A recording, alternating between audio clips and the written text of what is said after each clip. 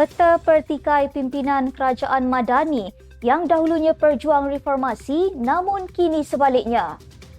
UMNO bidas PAS jaja usaha hidupkan semula MN bertujuan pecahkan kerajaan perpaduan. Ashraf Wajdi harap jawatankuasa khas kaji kompetensi DUN disyorkan kepada Majlis Raja-Raja dan Kerajaan. Amanah tegas sebarang dakwaan bagi menentang undang-undang syariah adalah tidak berasas. Penganalisis berpandangan luka lama punca pemimpin bercakaran. 3 pimpinan aman Palestin berdepan 164 pertuduhan.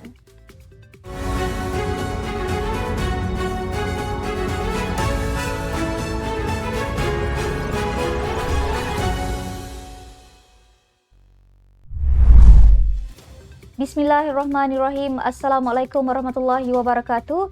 Salam Malaysia Madani. Bersama saya Asma Ismail dalam Netstep News edisi tengah hari 15 Februari 2024 bersamaan 5 Syakban 1445 Hijrah. Sebelum itu jangan lupa untuk subscribe YouTube Netstep TV dan follow Facebook Netstep Malaysia.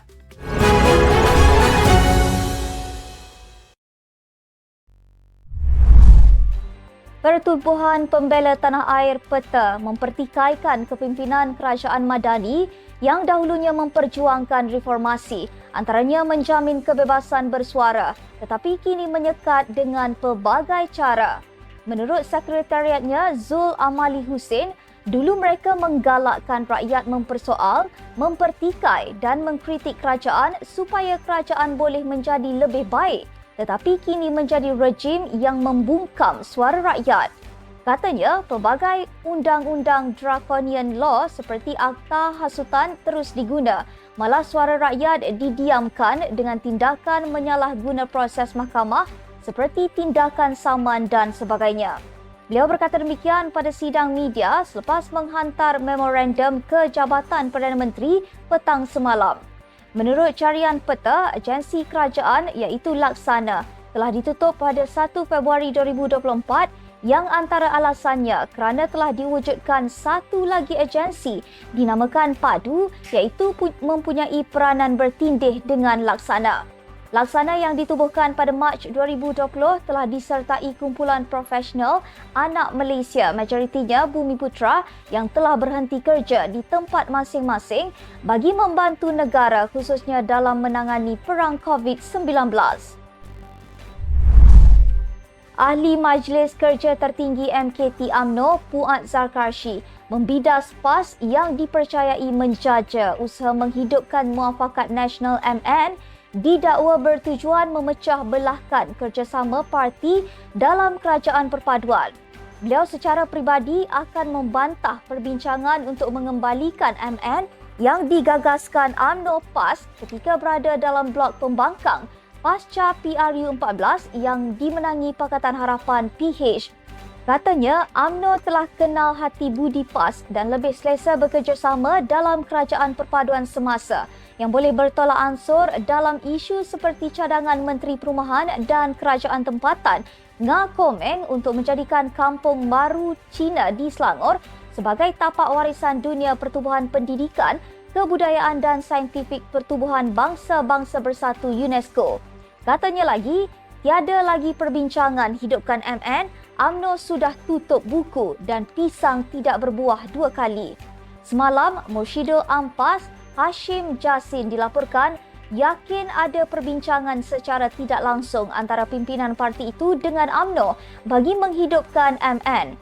Bekas adun Sanglang itu mendakwa ramai masih percaya pintu MN belum tertutup dan ada kesedaran dalam kalangan pemimpin UMNO rentetan pelbagai isu menyentuh sensitiviti orang Melayu Islam.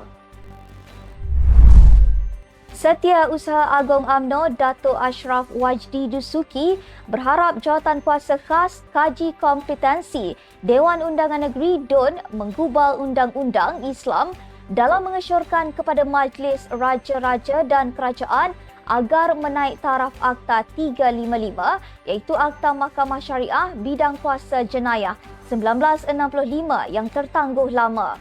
Menerusi kenyataan di laman Facebook, antara cadangan penting ialah untuk menaikkan had hukuman denda maksimum daripada RM5,000 kepada RM100,000. Kali terakhir dipinda Akta 355 itu ialah 1984, iaitu antara lainnya menaikkan hukuman daripada had denda maksimum RM1,000 kepada RM5,000.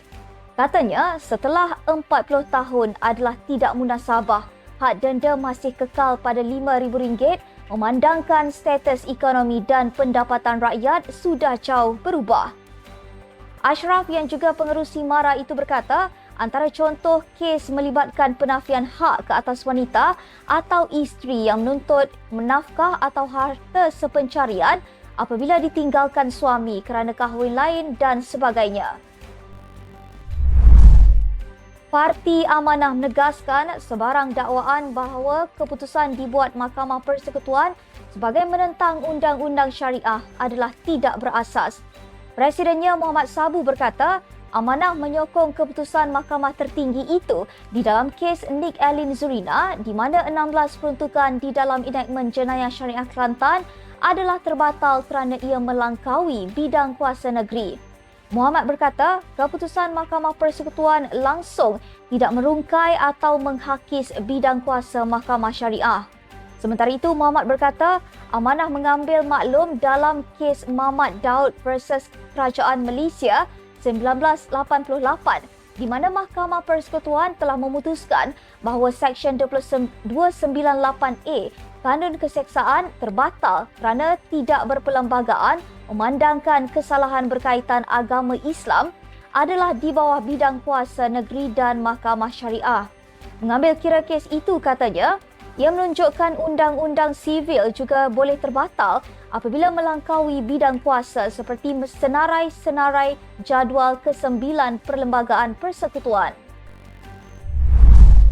Penganalisis berpendapat percakaran antara pemimpin parti pemerintah yang berlarutan walaupun sudah memasuki tahun kedua usia kerajaan perpaduan memberi gambaran masih ada luka lama belum sembuh.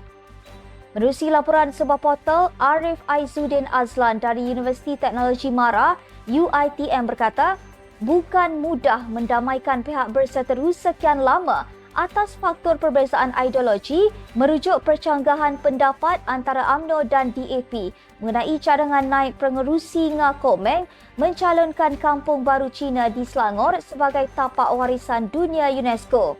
Katanya, jika ia tidak diurus dan ditangani dengan baik, ia akan membentuk sebuah luka yang sukar diubati dan akan merugikan semua pihak.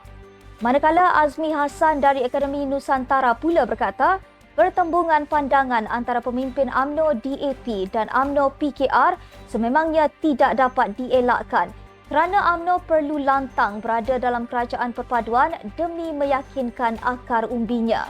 Namun beliau berkata, lebih baik jika percanggahan pandangan itu dilontarkan pemimpin parti yang tidak mempunyai jawatan dalam jemaah menteri.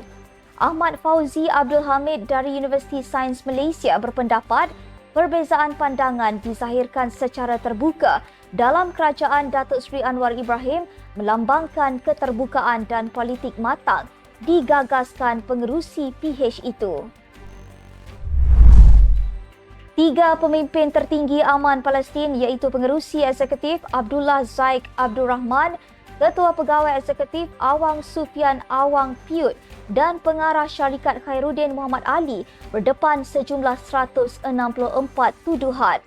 Zaid dan Awang berdepan 161 tuduhan pecah amanah, penipuan harta dan pengubahan wang haram berjumlah lebih 79 juta ringgit. Khairuddin pula dituduh dengan 3 tuduhan pengubahan wang haram berjumlah lebih 6 juta ringgit. Suruhanjaya Pencegahan Rasuah Malaysia SPRM telah menahan ketiga-tiga individu tersebut semalam selepas merekodkan kenyataan mereka. 2 bulan lalu, SPRM telah membekukan 41 akaun berkaitan Aman Palestin melibatkan 15 juta ringgit. Sekian sahaja untuk edisi tengah hari ini. Ikuti perkembangan semasa isu-isu panas politik Malaysia setiap hari hanya di Netstab News. Jangan lupa untuk follow Facebook Netstab Malaysia dan subscribe YouTube Netstab TV.